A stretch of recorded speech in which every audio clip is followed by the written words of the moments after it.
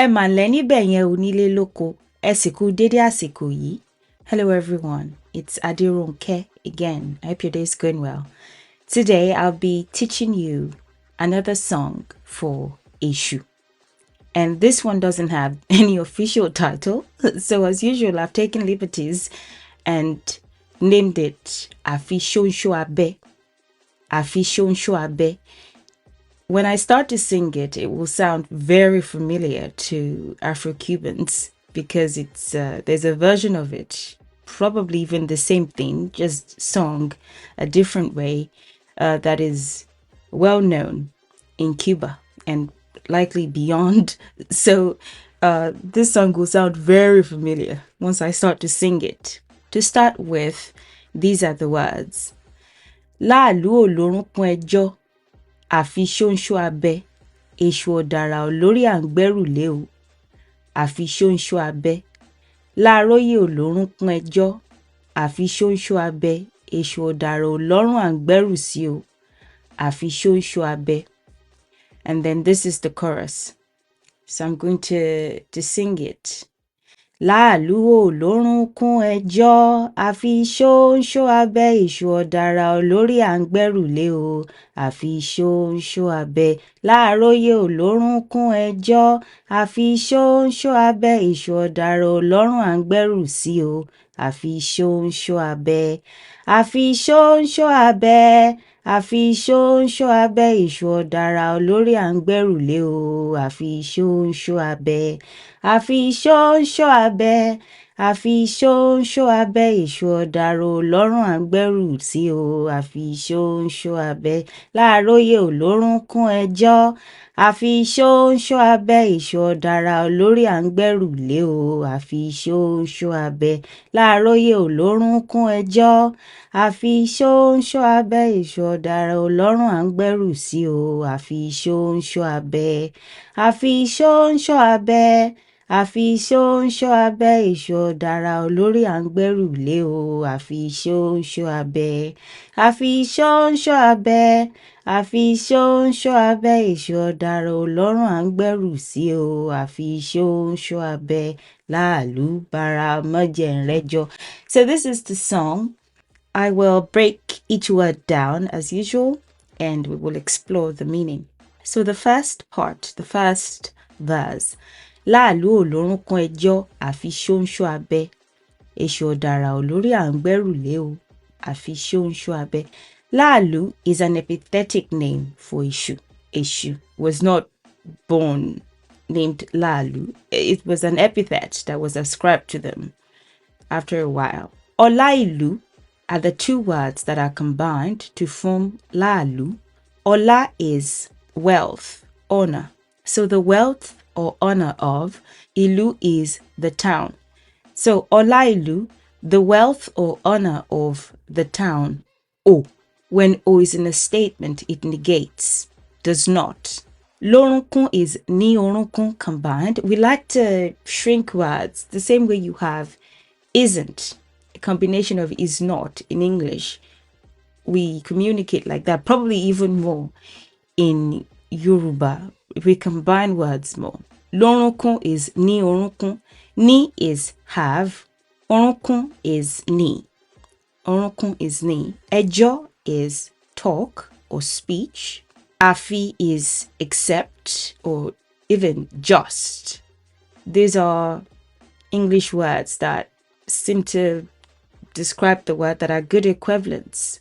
Afi, accept or just. Ṣóńṣó is the pointed end of something. Ṣóńṣó be ṣóńṣó ọ̀bẹ. Ṣóńṣó, a sharp end, a pointed end. Abe is razor or knife. And the other part, èṣù ọ̀dàrà olọ́rùn à ń gbẹ́rù sí àfi ṣóńṣó abẹ, ọ̀dàrà. I have a video, probably an over 30-minute video, where I completely broke down the word Eshu and what it means and how that helps describe the function of this entity, what they did and what they still do. So I will link it so that you can watch it. Ọ̀dàrà. O is the one who, it's a noun maker. Da is to cast something or to pour something out. Da. Ara is wonder. The one who casts wonders, the one who pours out wonders, who does something wonderful, surprising, interesting. Odara, the one who pours out wonders. O is a negator. So whenever you see it in a statement, standing alone, it suggests that something is not the case. Depending on the sentence, O does not. Lori is a combination of ni, ori. Ni is to have, ori is head. Ni, ori becomes lori, have head. Ah is we, or like even that one. When you say it in a statement, suggests that something is happening or something happens. Like something is, you can ascribe the word due to it, but really it suggests that something is happening or something happens. Beru is a combination of be and eru. Be is to carry, eru is load or baggage. Le is on, and the way that we exclaim, our exclamation word is o, as opposed to the mark, to the exclamation mark, and that works too. O is how we exclaim. Makpe tete deo, jeun sun. It's like a way of exclamating. Afi is except. Ṣóńṣó, the pointed end of a razor. So let's see what these words mean, what these sentences mean when you transliterate. Not even translate yet, but when you transliterate. Laalu, the wealth or honor of the town, does not have the knees for speech or narration, except the pointed end of a knife. Eshwodara does not have the head that one puts a load or baggage on, except the pointed end of a knife. Laalu does not have the knees for speech or narration.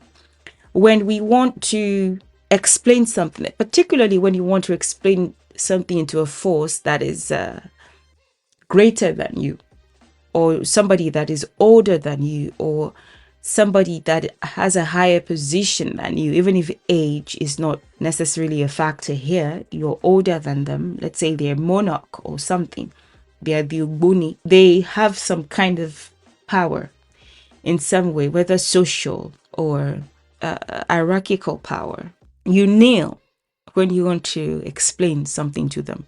You kneel, you like explain, like this is what it is and this is your own side of the story, but you kneel as a way of saying, I'm submitting to your power, I recognize the authority that you have, and I'm trying to explain this to you. That was how it was back in the day anyway. If you wanted to tell a monarch your own side of the story, if you did not have that social hierarchy wise, you were just not there, you would have to kneel and like explain your own side of the story. Except you're really, really wealthy or you have some kind of social power yourself. If you were just the average citizen, you were going to kneel. And even those who were not monarchs too, they will ask you, like, is that if you stand while narrating like that, they'll ask you, is that why you're standing on my head? Like, don't you know you're supposed to take a different position, a more lowly position while talking? It's very interesting. So this is saying that Esu does not have time for that. Esu does not have time to kneel and then narrate.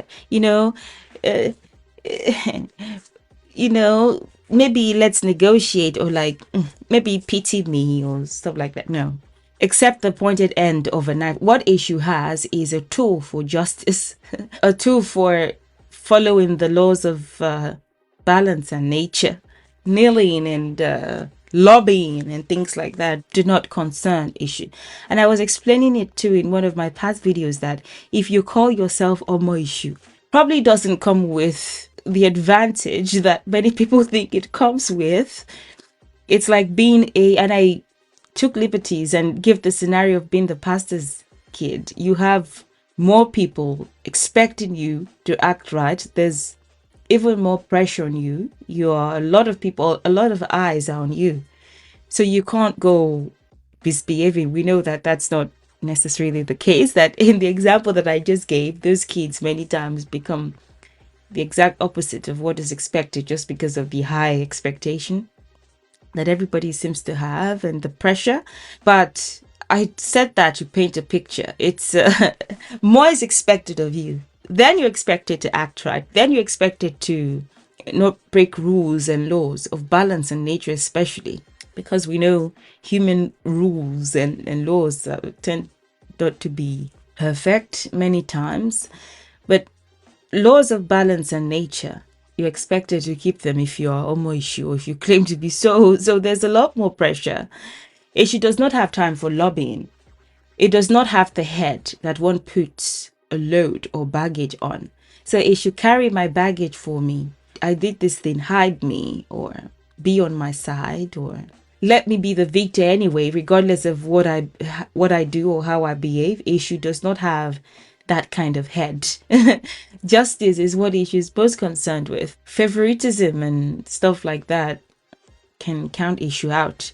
So the translation of that would be, Laalu does not lobby. It has the pointed end of a knife. Eshu Odara does not take blame or carry burdens. Just the pointed end of a knife. That's what this first verse means. She does not lobby, does not kneel and do. Besides Olodumare, she does not have time for that, for lobbying. And like, she honored me and she gave me a big chicken and as a gift. And so because she has done this thing wrong or made someone else suffer when she shouldn't have, let's not look that way. Let's overlook that and not serve justice in this case. That's not anyone who has a parent like that will know exactly what that means. Like many people, some people that will watch this may have parents like that, where if you do something wrong, they'll very happily even report you to the authorities if necessary. I've seen documentaries about it where it's the parent that is like calling the police and saying, excuse me, we have a criminal in this house, come and grab them. Like even to the shock of the police, like are you very sure? Like you don't even have proof, you're just going off of, and they will very happily even get the proof too for the authorities.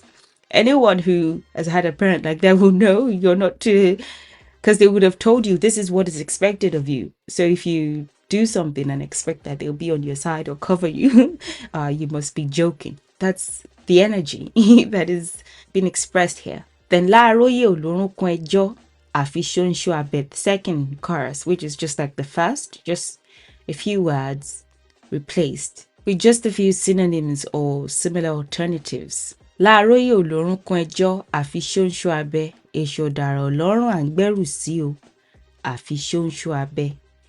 Laaroye is Ọlá Aróyè. Ọlá Aróyè. Ọlá, the wealth or honor.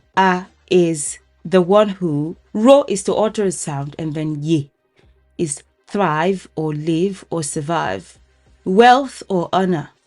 The one who utters a sound that causes something to thrive, to live, to survive. Ọlá Aróyè. The way that I will explain it, because this is very raw, I'm just taking each word that is combined to form this word and telling you what each means. But of course, I have to tell you what it infers too. The wealth or honor, the honorable one who utters a sound and causes something to live, to survive, to thrive. It suggests that they are an advocate. That's what that suggests. If someone advocates for you, perhaps because you don't quite know how to express yourself correctly in a way that you don't implicate yourself or you don't become the victim just because you used the wrong set of words or said the wrong thing. Ọlá Aróyè, Ọlá Aróyè, Ọlá Aróyè, Laaroye. The honorable who speaks and brings life is what, because that's the raw transliteration, but so that it makes more sense to you, I have to also translate. The honorable who utters the sound of life, who speaks life, who causes something to live or survive or thrive, who advocates. Because Eshu will go the extra mile to explain your side of things, especially when you're right. Oh, especially when you're right. Eshu is a traveler who stands at and I've explained it in past videos before, who stands at crossroads, who sees everything. Something is coming that direction, or something is going that direction, or something is going this way or going that way, or she will even travel many roads to see what is happening in different places. So she will go to the house of death and listen in on the plans. Oh, this person is, and this is all metaphorical, this person is going to die next, and go to the house of sickness. Oh, this person is going to be sick, or and they gave all that information to Orunmila. There's a song called Teshuloye Kakomugbo, and I sung it too. It's like, let's listen to what Eshu has to say, because Eshu can see, has all this information, is as much of a law enforcer or balance enforcer as they are, like a great communicator and listener. They tend to know what's going on in many different places. So Eshu can say, actually, based on the evidence, that's not quite true. This person does not have a hand in this. You cannot punish this person for what they did not do. Or even besides punishment, it's like you cannot make this person suffer, or you cannot let this person die now just based on this fact. So the one who is honorable, who speaks and brings life, whose words carry life, is the correct. I know many different breakdowns exist, and people compare this or think that this is the exact same thing as Laaroye. It's very similar to the word Laaroye, the one who speaks and break things down in such a way that everybody understands. Like, it is clear, whose words bring clarity and advocate. That's really what Laaroye is, the one whose words bring clarity, who speaks and you understand. They're a very good speaker and advocator. This is similar, but not quite the same. I think that's where it's similar. The what it says is similar, but those words are not the same. Laaroye is not Laaroye. It's not even a different dialect of Laaroye. Laaroye is separate. Laaroye is separate. So just something to know. Lorunkun, ni is to have. Orunkun is ni. Orunkun is ni. Ni orunkun, lorunkun. Ejo, talk or speech. Afi, except. Ṣóńṣó, the pointy end, the sharp end. Abe, razor, knife. Eshu, dara. Eshu, the one who pours out wonders. O, does not. Ni orun. Lorun. Lorun, ni orun. Ni is to have. Orun is neck. Ang, that one, that we, or just we. Suggests that something is happening or happens, like I said earlier. Beru, be is to carry. Er is load or baggage. Si is just like le. They are synonyms of each other. On, and then the o, the exclamation. Afi Ṣóńṣó abe, except the pointy end of a razor or knife. Laaroye, the honorable, whose words bring life. The advocate does not have the knees for speech or narration, except the pointed end of a knife. Eshu dara does not have the neck that one puts a load or baggage on, except the pointed end of a knife. So Laaroye does not have the knees for narration, except the pointed end of a knife. Eshu dara does not have the neck for load or baggage. So when you put something on the head, I think that's why neck is coming in here. When you put something on the head, it also affects the neck. If it's too heavy, then the neck starts to hurt. Essentially, they're saying they don't have the head and the neck because they're so connected that they carry the weight of load or baggage. Just like, do what's right or suffer the consequences. I'm not your little friend. I'm not your little lobbyist. My concern is justice. And this is the chorus. Afi Ṣóńṣó abe. Afi Ṣóńṣó abe. Eshu dara olori. Lori angberu leo. I was going to say lorun. Eshu dara olori angberu leo. Afi Ṣóńṣó abe.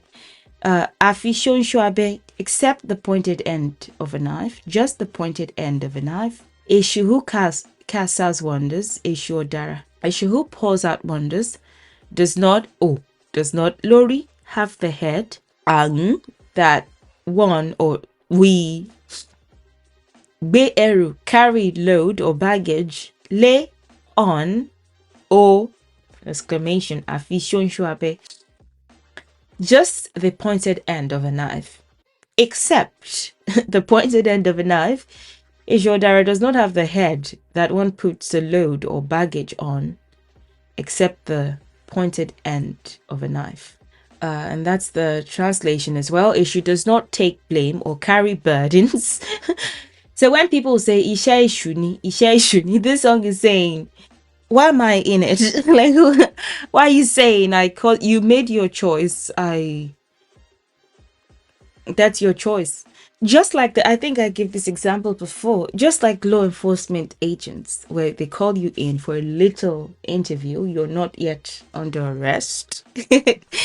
You're not under arrest yet, but they need something. They need you to confess, something like that. They may lead you on. They may bring you a burger, maybe even a bottle of your favorite wine. I don't know. Whatever you ask for, just to keep you talking, just to help you think that you're their little friend. And then you finally go the extra mile and see everything you've done, maybe even overemphasize what you did, and you're placed under arrest. Èṣù sometimes does something similar. The energy of Èṣù is like scattered everywhere as far as law enforcement agency goes, because they can be like that too sometimes, where they just watch you make a fool of yourself. I suppose, where you think, I'm absolutely winning in this case. Like, Èṣù's absolutely on my side in this case. Like, yeah, even if I think I am right and many times you genuinely think you're right in your own perspective, but you're not. Like, yeah, I'm the victor in this scenario. I'm absolutely right, and Èṣù is on my side. Many times not. They're just watching you and just looking at you and helping you believe that you're right, because you know what is right. That's the thing. You know what is right. You don't do what is right. You do one or two things and you think Èṣù is absolutely on my side because everything goes your way. And then one final straw breaks the camel's back, so to speak, and like everything that you built falsely, or through false or unethical means, starts to crumble, or you get punished. So when somebody says Iṣẹ́ Èṣù ni, maybe because they sat back and watched you, but Èṣù will not trick you to do something wrong. They may help you believe that you are on the right side so that your cup then gets filled and you get punished. But they will not say, can you please do something wrong so that I can have fun? Or can you please break this law of balance and nature so that it feels like I'm doing something? Or kind of not what people think. People don't quite understand that part of Vishy's character. They don't push you to do something. It's not Iṣẹ́ Èṣù. It's not Iṣẹ́ Èṣù. Maybe you thought you were doing the right thing and Èṣù did not curb your excesses right away. Doesn't mean that they encouraged you to do it. That was your choice. And you had to get to a certain point for your punishment to start. So there's nothing like Iṣẹ́ Èṣù, really. It's you making your own decisions and you know what's right, but you keep doing it anyway. So the meaning of the song in a nutshell is that Èṣù is not prejudiced. His concern is order and justice. There's no, now my pikin, this is my child, and don't punish them. just they're my favorite. They do something wrong, don't Olodumare. You know this one is my guy. That's not uh, no. She does not have time for that. Olodumare, you know this one is my guy. No. If you do something wrong, you get the appropriate punishment for it. Thank you for watching and thank you for your time. I hope you found it interesting and insightful. If you have any questions, please don't hesitate to let me know. And of course, I will be bringing you more like it for sure. Enjoy the rest of your day and bye for now.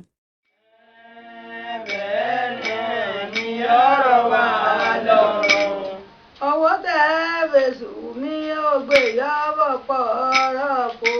Ẹ̀ẹ́dẹ̀ẹ́nẹ̀ ni yọ́bọ̀ pọ̀.